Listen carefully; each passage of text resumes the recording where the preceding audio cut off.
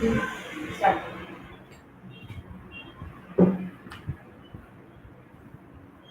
A very good evening to one and all.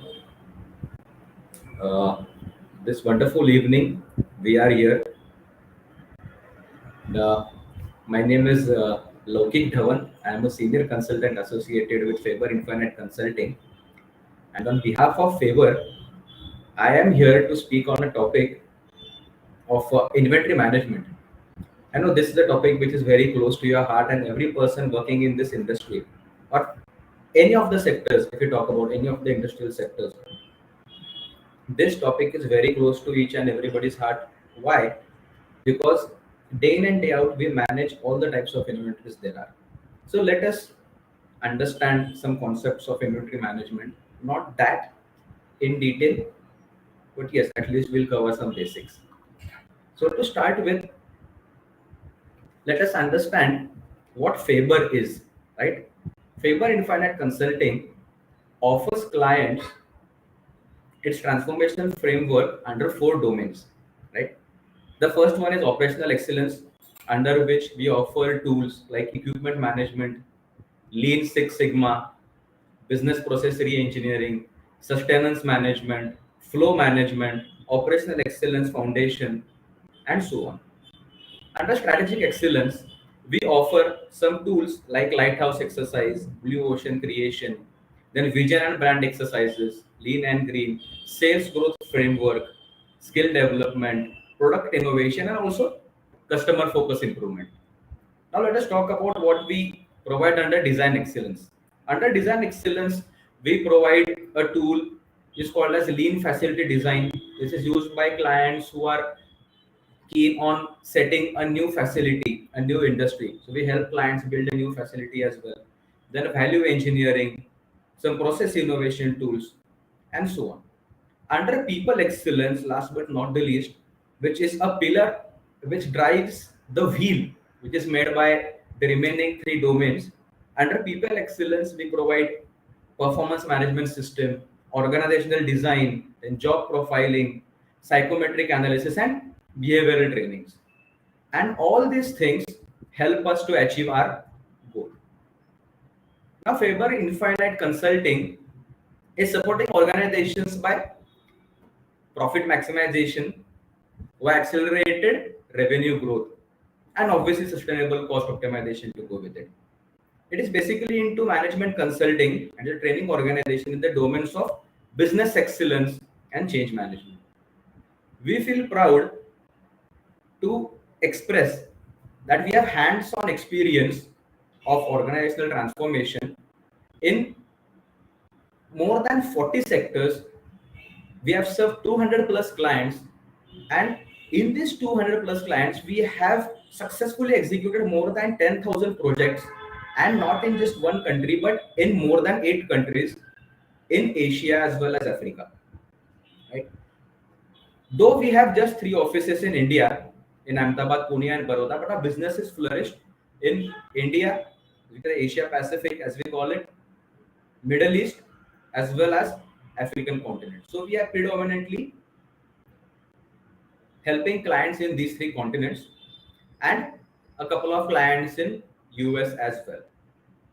So this is the, I mean, the list is pretty exhaustive, but as we know, this is just a glimpse of the clients which we have served in Asia Pacific, from the likes of Wipro, Varroc, Adani, Atlas Copco, Inox CVA, ITC, Yazaki, Pavarica, as we say, Velo Pumps, so on and so forth. It's just a glimpse of the clients and a glimpse of certain clients in Africa.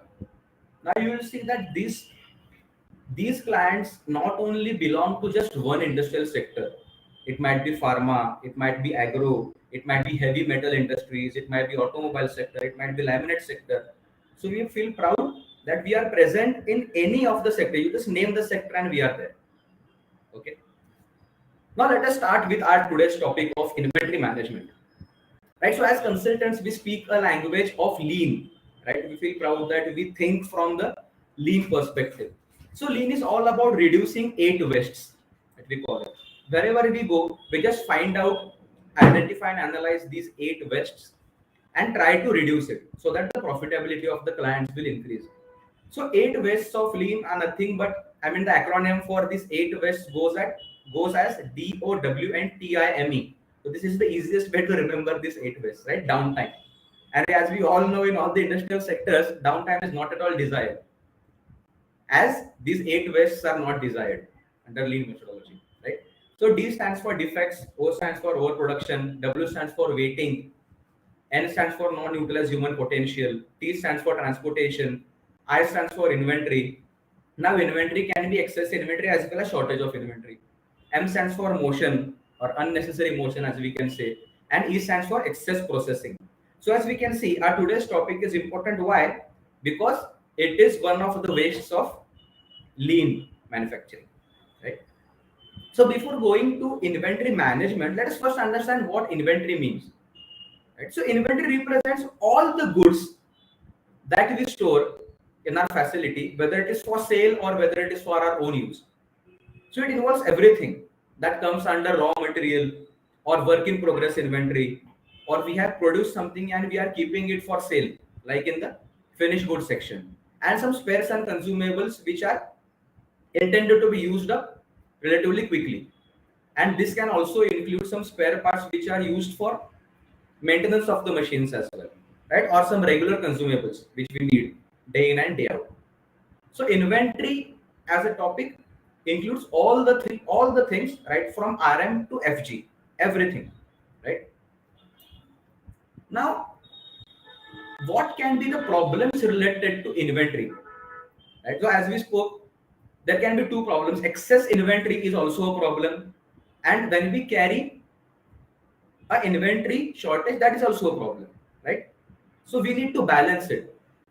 So when we talk about excess inventory, then the first thing that comes to our mind is inventory holding cost.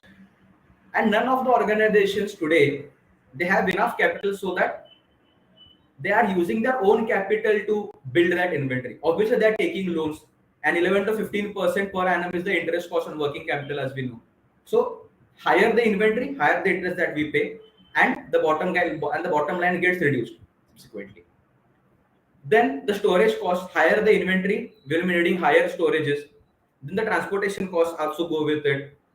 Higher the inventory, more the probability for the items getting damaged, more the probability of items getting obsolete. And based on our experience, we have seen that almost 25% of the total inventory value is contributed by these factors which we talk about right now. Now, on the contrary, let us understand what is the cost associated with shortage of inventory. Now, the first thing that can come to our mind is reduction in profits due to opportunities that are lost. Again, disrupted production. When there is a shortage of inventory, we have to stop the production lines in between. We have to wait for the material to arrive. Again, if we are intending to avoid this disrupted production, then most of the times we prefer emergency shipments. We call it as airlift or premium air freight, right? The thing is same, just the names are different. And we all know that air freights are so costly. And again, at the end of this, the most important problem associated with shortage of inventory is customer loyalty, and our reputation in front of the customer gets hampered because of this. Now, this is a very huge problem for all the businesses. So what is inventory management? Now, the question is, does inventory management always mean that we have to reduce the inventory? We have to maintain or carry minimum possible inventory? No, the answer is no. Why? Because inventory management is not about reducing the inventory. It is about maintaining the optimum number, or in other words, optimum amount of each item that is there, right? So that we can ensure that inventory at our level or inventory at our facility is at optimum level. The first rule of inventory management is that we should not face any material shortages. For that purpose, maybe I'm saying, for that purpose, maybe we will be carrying some 1 or 2 extra items with us, but not excess. Okay.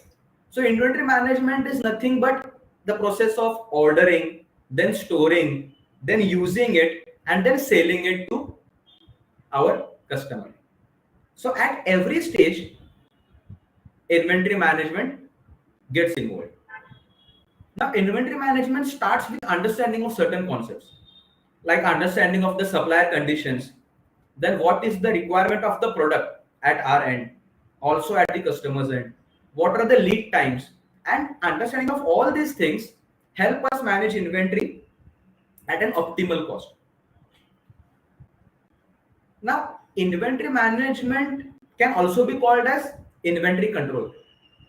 And the basic thing that we need to understand for controlling inventory is firstly what to store, and the second is how to control it. Right? Now, to decide what to store, this is actually a huge thing. Most of the people turn a blind eye to it. Why? Because let us first understand what to store. After understanding what to store, what we will do. Okay. So when we talk about what to store, there are two methodologies that usually we follow. One is RRSN analysis, which is nothing but runner, repeater, strangers, and non-moving, where we categorize all the items in our inventory depending upon their frequency of usage. In VD analysis, which is nothing but vital, essential, and desirable, we categorize the items in our inventory based on the criticality. Okay. And when we talk about how to control, once we understand what we have to store and what we do not have to store, then the next step is how to control it. And how to control what? Then how to control the items which are falling in the category of what we have to store. For that, we have two methodologies or two tools. One is ABC analysis, nothing but always better control. In this, we categorize the items based on the value of the items. And another method is HML analysis, which is nothing but high, medium, and low. And in this tool, we categorize the items based on the unit price of that item. So there is a slight difference between ABC and HML. Here we consider value and here we consider unit price of that item. So let us understand in detail what does RRSN actually mean. Okay, what actually means? It is nothing but runner, repeater, stranger, and non-moving. And we categorize the items based on the frequency of use in the last 12 months. So the items which fall under the runner category are the items whose consumption is more than 8 out of the past 12 months. So if the consumption has happened in at least 8 months out of the 12 months in the past year, we categorize that item as a runner item. We require it day in and day out, kind of a thing. So the conclusion is we need to stock the runner items because we require them very frequently. The second category that comes up is just after runners, it is the repeater items. Repeater items are those items whose consumption happens in 3 to 8 months out of the 12 months. And the conclusion says that we need to stock these items. Then we come to the stranger items. Like we all know how strangers are. साल में कभी कभार एक आध बार हमको दिखेंगे. We call such people as strangers, right? So the items which fall under stranger category are those items whose consumption has happened in either 1 or 2 months out of the past 12 months. And a primary recommendation for stranger items is that we should not stock them, but we have to purchase them on order basis. So ideally we maintain inventory on two scales, right? One is purchase to order and one is purchase to stock. So runner and repeater items we have to purchase to stock, and the primary recommendation for strangers is that we have to purchase these items to order. Now a question can arise, what if the lead time of some certain stranger items, let us consider that we are importing certain items which are falling under stranger category. So the lead time will be high. In such cases only, if the lead time given by the supplier is more than the lead time that is allowed by our customer, then in that case, we can stock the stranger items then and then only. Otherwise, we have to purchase to order. Now the non-moving items, where there is no consumption in the past 12 months, we do not have to stock such items at all. And when we say that these items are present in our inventory, the first step of inventory management is to dilute these items. The first action which we take is dilute the non-moving items, and then in the next step, subsequent steps, we maintain these runner, repeater and stranger items at an optimum level. Now, when we talk about the second step, like we say, we can dilute these items. Now, how can we dilute this? The non-moving items. Firstly, for diluting the non-moving items, we need to understand which items can be really be used, which are in good condition. So such items can either be given back to the OEM at maybe a lesser price than its selling price. Secondly, what we can do is we can deviate the use of such items in our BOM. We can make certain modifications in our BOM with the help of our design team, and we can deviate and we can consume it ourselves. And then the third step is, if it is not at all in usable condition, it has become obsolete or it is under scrapping condition, then we have to scrap it. But we have to get rid of such items on a primary basis. Now in the next step, as we say, we maintain the optimum levels of runner repeater items. So there are two models which you talk about predominantly. Now those models are nothing but FTVQ model and VTFQ model. Now this is the gist of the presentation, guys.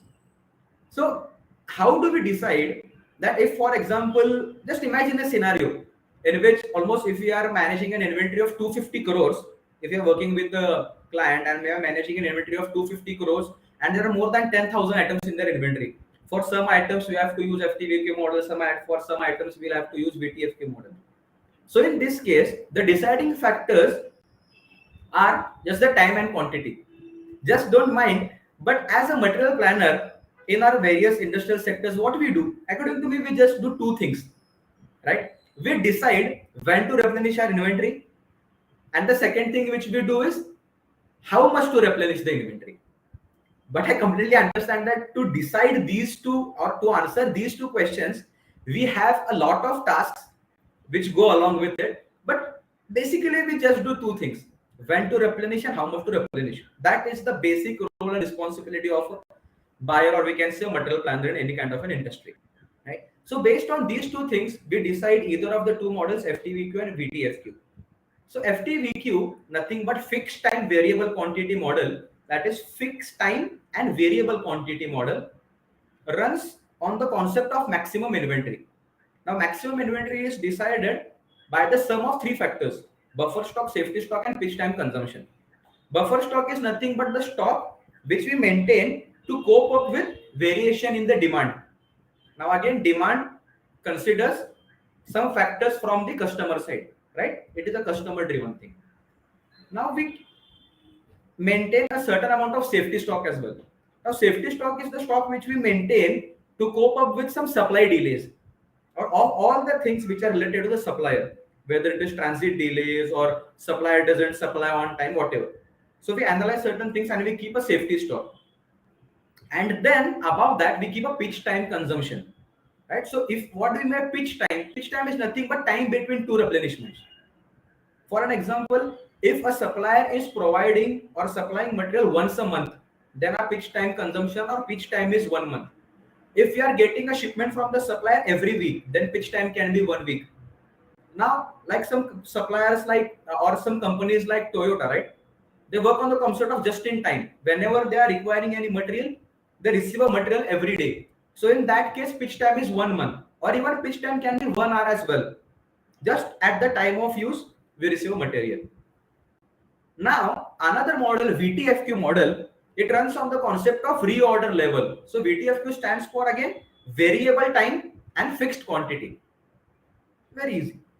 Now, variable time fixed quantity model runs on the concept of reorder level. So whenever inventory hits this reorder level, we have to generate a new order. As simple as this. So reorder level is nothing but the sum of buffer stock, as we all know, safety stock we know, and lead time consumption. Now, what do we mean by lead time consumption? Lead time is nothing but the time between requirement generation to the time when material becomes ready to use, right? So this is not just customer placing the order and we meet that order or we meet that demand. It is not that easy. This lead time consists of internal lead time plus external lead time. Now, how does the process start? First, the user of the material raises a purchase request. then that purchase request is converted to PO or a purchase order. This is the internal lead time. Once the PO goes to the supplier, he starts manufacturing, or maybe he has his own inventory. And then from there, the transit lead time starts from the supplier's facility to our facility. When we receive the material, that and now this manufacturing lead time and transit lead time total gives us the external lead time. Now again, when we receive the material, we conduct the GRN of that item, and then it is taken to the racks in the store, and then it becomes ready to use. So the lead time is an addition of all of these internal and external lead times. So we need to keep this in mind, right? So to understand FTVQ model, in short, let me just narrate a small story, which is very familiar to each and everyone. We all have a water tank at the top of our house, right? And just suppose that the capacity of the water tank is 1000 liters, and we have 5 residents in our house. And on an average, maybe can consume 100 liters of water per day. So by night, water that remains in the tank will be 500 liters. Next, the supply from the municipal corporation starts. The quantity that is taken in the tank will be again 500 plus 500, so that the maximum capacity of 1000 liters is reached. The maximum capacity is reached. The floating ball valve closes the water supply, or it shuts the water supply off. Next day, maybe we have 3 relatives at our house. So the total people in our house will be 8. So in the whole day, the water consumed will be 800 liters, and the water left in the tank will be only 200 liters. So again, in the subsequent day, whenever we receive water from the municipal corporation, what will happen? It will take additional 800 liters, so that 200 plus 800, the quantity of replenishment, will reach the maximum level, and again the floating ball valve will close the tap. What will happen in the case if there is no consumption of water? The whole family along with the relatives goes on a beautiful trip, maybe. The weather is also quite good. So in that case, there will be no consumption of water, and when we receive water from the municipal corporation in the morning, there will be no space and there will be no replenishment. So in this case, fixed time refers to 1 day. That is the pitch time. Pitch time is 1 day, right? And the quantity that is replenished again varies. And how does it vary? Sometimes it is 300, sometimes it is 500, sometimes it is 800. So this is how we refer to fixed time variable quantity model. Now we can say, what if the pitch time is 1 week? So to maintain a minimum possible inventory or optimum level of inventory, we can say that the pitch time can also be 1 week or 1 month. So just imagine a scenario in which we are receiving water from the municipal corporation only once a month. So just imagine the size of the tank that we need to maintain at the top of our house. So it will be hard to believe, right? So we recommend lesser the pitch time, the better it is for any business. So in our case, the pitch time is 1 day, hence the smaller size of the tank. Now again, we maintain some excess inventory in terms of safety stock and buffer stock, so as to cope up with some residents coming in, some relatives coming in rather. So that FTVQ concept runs smoothly in the case of a water tank. So when can we apply FTVQ concept? It can be applied when the consumption is regular. Suppliers like a water corporation, they maintain inventory for us, municipal corporation, they maintain an inventory for us, they're reliable, right? And the supplier is ready to hold some stock. And then lead time is not high. Do we say that the municipal corporation has sent water, it will take 2 or 3 days? No. Lead time is very negligible. The supplier maintains stocks for us, and it is just the matter of ordering and receiving. Just the transit lead time, which is very negligible. In this case, FTVQ concept runs extremely smoothly. Now let's move on to another model, which is called as variable time fixed quantity, which runs on, obviously, as we know, we learned from the previous slides that it runs on the concept of reorder level. Now again, reorder level is nothing but sum of safety stock, buffer stock, and the lead time consumption. So to understand this, let us consider an example of a checkbook. We have all used checkbooks, right, for financial transactions. And as we know, consumption of checkbooks is never uniform. Let us suppose that in 1 month, let us if we have taken a loan, maybe in that case we might need to give 10 to 15 checks, blank checks, right, to the bank or the financial organization. In that month, maybe the consumption of the checks will be very high, but in the remaining months, the consumption of checkbook might not be so much. So in this case, there is a model which operates on the reorder level. By the end of the checkbook, we have a reorder slip, if we have noticed. And our duty is to fill it out and submit it to the bank. And then some banks take their own sweet lead time, maybe a week or 15 days. And once you submit that refilling slip, then they issue a checkbook. So this is the concept of reorder level in our day-to-day life. And again, when you reorder a checkbook, can we order a checkbook of 11 pages or 13 or 19 pages or 23 pages? No, right? There's a concept of minimum ordering quantity, and to go with it, there is a concept of standard packing quantity. In the case of checkbook, we can either get a book of 25 pages or 50 pages, if I'm not wrong, right? So in this case, we have to take a checkbook or buy a checkbook of minimum 25 pages, and after 25 pages, the concept of standard packing quantity comes up. So we cannot order a checkbook of even maybe 30 pages or 35 pages. But okay, the concept, the requirement of MOQ is satisfied, right? 25. But after that, in terms of standard packing quantity, we have to place the orders. So this was about variable time fixed quantity. Now let us move to understand now as we know what to store and how to maintain the levels. So there was a concept of safety stock and buffer stock which we learned. Now under the banner of how to control, we have two models. One is ABC model and the HML model. So in always better control model, we categorize the items into A, B and C. So we all know the concept of vital few and trivial many, 80-20 rule, right? So in the A class category, in the A class items, we categorize 10% of the total items according to the number which contribute to 70% of the value. Similarly, for B class items, we categorize 20% of the total items which contribute to 20% of the value. And in C class items, the majority of the items, like 70% of the total items which contribute to 10% of the value. And for A category items, it is recommended that the top level management should be involved in managing the inventory, and there should be very tight controls, and safety stock should be low for such items. We have to keep this management of these items very stringent. For B category items, management by middle level can be managed, not an issue. Safety stock can be moderate, and a moderate control is expected.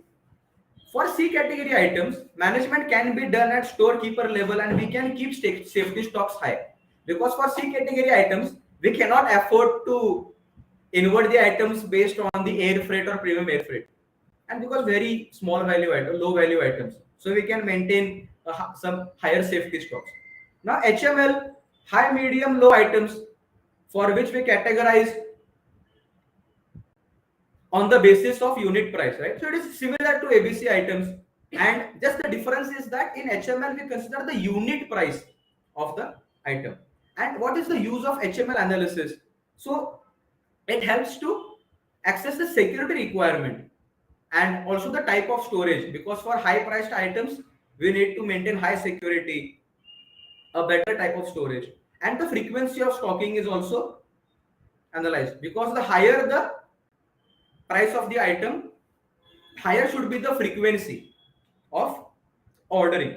Like for example, if we have high value items, then we can focus on increasing the frequency. Like the pitch time should be as minimum as possible, maybe 1 day, maybe 1 week, maybe 15 days. But for low value items, we can say that okay, even if we receive such items twice a month, once in 2 months, once a quarter, that is also fine.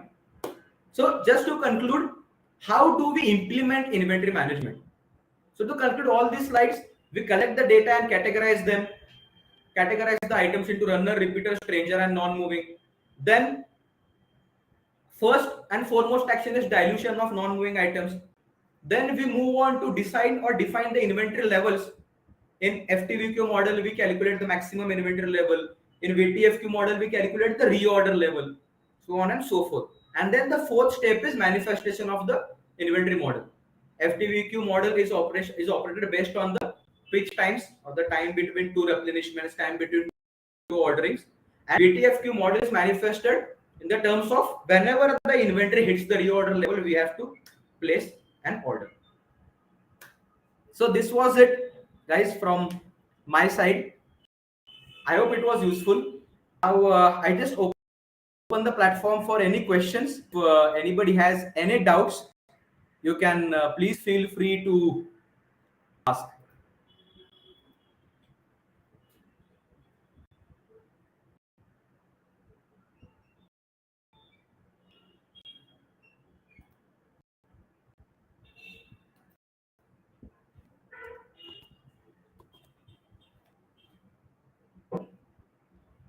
Any questions related to some things which we learned?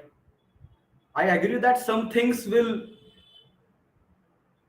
not be, I mean, you might be knowing these things, but some things might be new. If you have anything to ask.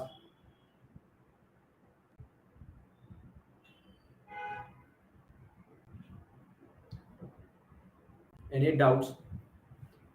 Because inventory management is such a thing, like it directly affects the bottom line, and it is a very crucial thing actually.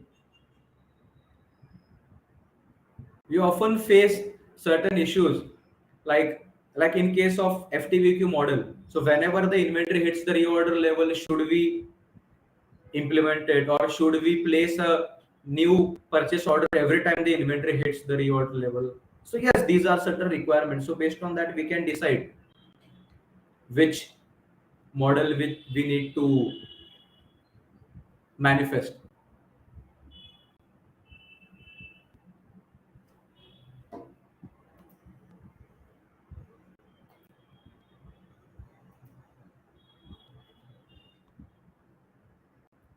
Let me just have a sip of water. Till then, if you have any questions, you can ask.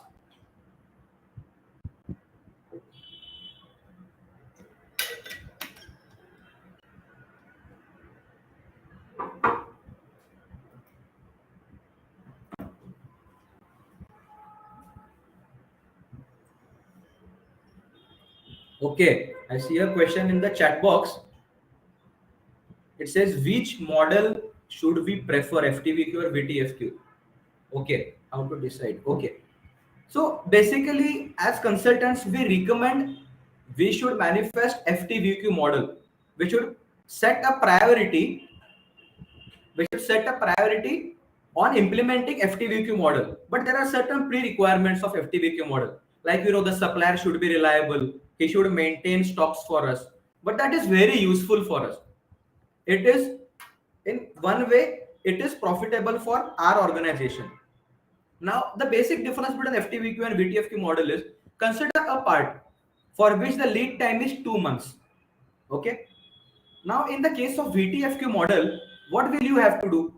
You will have to maintain the inventory for 2 months, because the lead time is 2 months. So the lead time consumption will be equal to 2 months of inventory.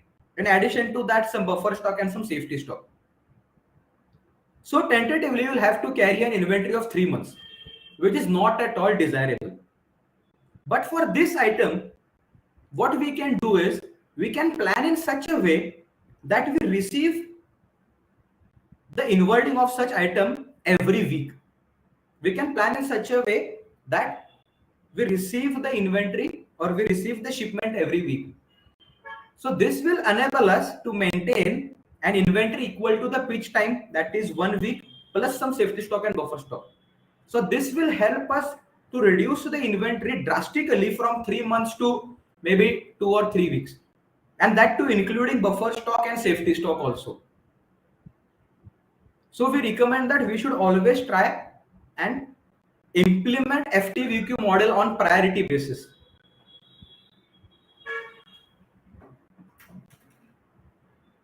Okay. The next question in the chat box says, how do we maintain the inventory in WIP and FG? Okay. Now, as we say, there are certain reorder levels and maximum inventory. in terms of WIP inventory and FG inventory, we can implement the concept of Kanban systems. Now, Kanban is nothing but it's a Japanese word for signaling using cards, right? So Kanban. So it is like signaling using cards. Okay.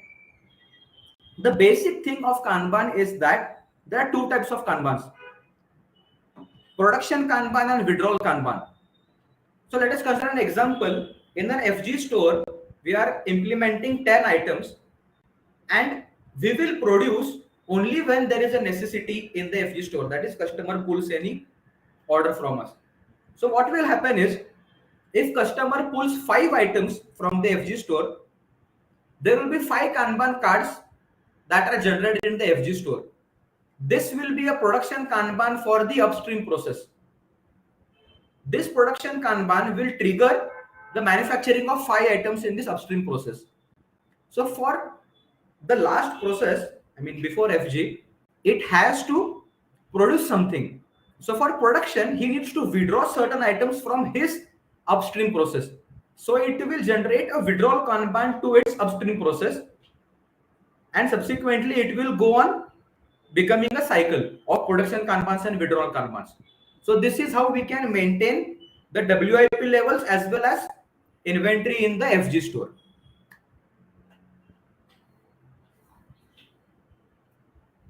Okay, I see no more questions. We'll wait for a minute and then we'll close.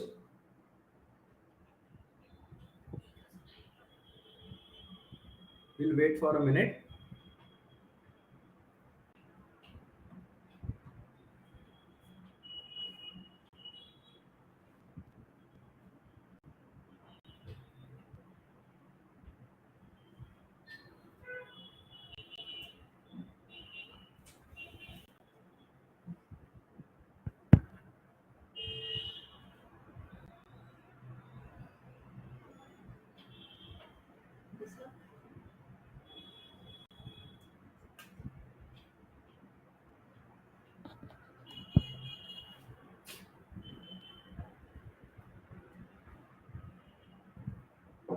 Yeah. So calculation of safety stock and buffer stock calculation is same for FTVQ and ABC analysis. So thank you, Mr. Sanjay Patankar, for such a beautiful question. Actually, this is the right question. You know what we do to calculate safety stock and buffer stock, right? And usually when we talk about inventory, the language that we choose to speak about inventory is number of days of inventory. So even if we are using the language of value, I am holding 10 crores of inventory, I am holding 2 crores of inventory, it is not the right method of measuring inventory, or it is not a proper unit of measurement. Okay, the unit of measurement for calculating inventory is always number of days. So when we talk about safety stock and buffer stock, let us talk about the safety stock first. In the case of safety stock, what we usually do is we analyze in the past what was the maximum number of delay or maximum number of days of delay that has happened from the supplier side, whether it is the delay from the supplier's end, I mean the delay in the manufacturing time or the delay in the transit time. So while working with clients post COVID scenario, if we have to talk about the shipments, right, that are coming and the custom clearances that are those are taking a lot of time. So there is a lot of delay from the standard lead time that we are talking about. Let us suppose the pitch time, like if we talk about fixed time variable quantity model, and we decide the pitch time of 6 days, okay, and we are expecting a shipment every 6th day in our facility. So in this case, what will happen? The pitch time consumption will be 6 days, and in addition to that, the supply delays maybe is 4 days. So we maintain a safety stock of 4 days. Now this data should be available in the ERP that we are maintaining. What is the standard lead time and what is the duration after which we have received the shipment from the suppliers. So this will give us the safety stock in number of days and buffer stock. Now what we usually do to calculate buffer stock, in the past, what has been the deviation in the demand that is coming up from the customer. Maybe in some months the demand is 100, in the subsequent month the demand is 300, so on and so forth. So in this case, for the period of 12 months, we apply the formula for 2 times standard deviation. So if we understand the standard bell curve from the methodology of Six Sigma, what will happen is 2 times of standard deviation will cover almost 95% of the deviation from the mean value. In other words, it will cover 95% of the deviation in the demand which comes up from the customer. So this will, in percentage form, it will help us to keep the buffer stock. Now, if the pitch time consumption for 600, then this 2 times standard deviation thing, in addition to that pitch time consumption, will give us the pitch time consumption plus buffer stock, and then we add the calculation of safety stock. So the addition of these 3 things will give us the maximum inventory in terms of FTVQ model. In VTFQ model also, the calculation of safety stock and buffer stock is the same. But the only difference is that when we analyze the percentage of buffer stock or the percentage of deviation which we are keeping, then in VTFQ model, we have to keep in mind that it should be the percentage of lead time consumption. But in FTVQ model, it should be the percentage of pitch time consumption. As simple as this. We have one more question from Mr. Kishore Deshpande. What are the general rules and protocols for FG or BSR store? Now, sir, it is subject, like for example, let me start with an example stating that in the FG store, suppose we are maintaining 20 days of inventory, okay, and we are following the concept of VTFQ model. Now, the first thing is in VTFQ model, we analyze what is our internal lead time, right? Internal lead time means from the start of first process to the end of last process, so that it reaches finished goods store. What is the lead time according to the batch size? Again, according to the batch size. So we calculate the lead time consumption. And again, for calculating lead time consumption, lead time comes from the industry or the facility or the capacity which you are maintaining in terms of the batch size. And again, the demand comes from the customer. So for this, accommodate this lead time, we'll have a lead time consumption. And again, the concept of buffer stock and safety stock goes with it. So we calculate the reorder level.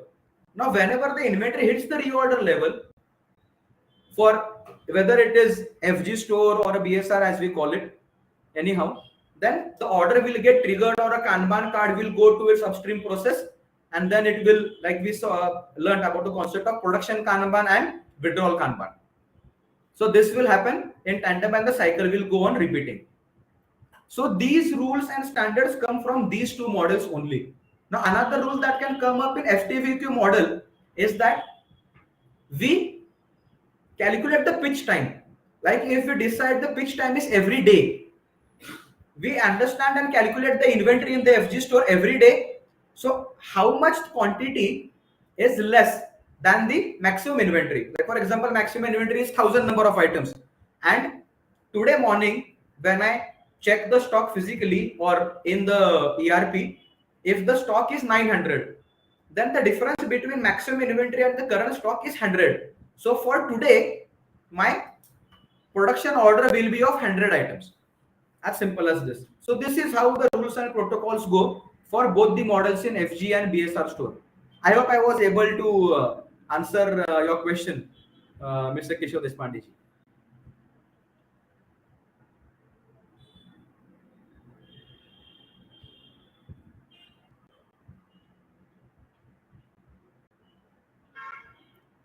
Like we have one more question from Mr. Sanjay Patankarji, which is saying which model is used mostly in industry, FTVQ or ABC analysis. Now, if we talk about now ABC analysis is altogether a concept or a model which is used to control or analyzing how much safety stock to keep, who should maintain it.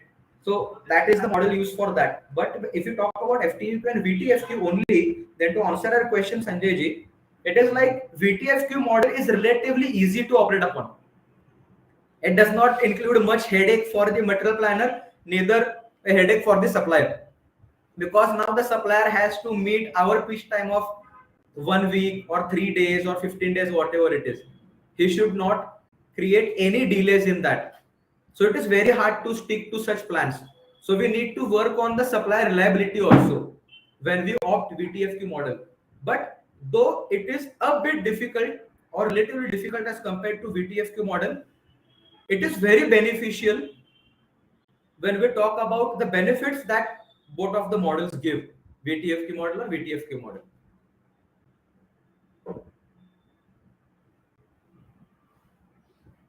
So based on the level of organization, like for example, we are working with a Japanese MNC right now. So they are very close to operating on the concept of VTFQ model. Sorry, FTVQ model. They have the shipments which are planned. Even though they are getting shipments from America or Belgium or Germany or even Japan or even China, they have planned the shipments in such a way that they get a shipment every 15 days or they get a shipment every 2 weeks or every week. They are planned in that way, but still they are facing certain problems. So then we have to go into the depth and then analyze the problems and then come up with some solutions.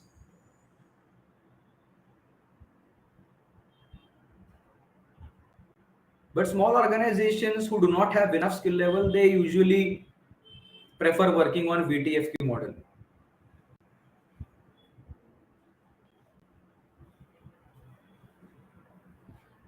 Okay, I see no more questions. I hope I was able to answer these questions, and I hope it was a useful session.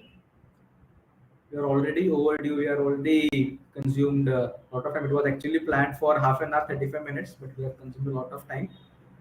So if there are no more questions, then we can just close this for now. And if anything, obviously our portal is there. We have a website. You can contact us on LinkedIn. We are always there.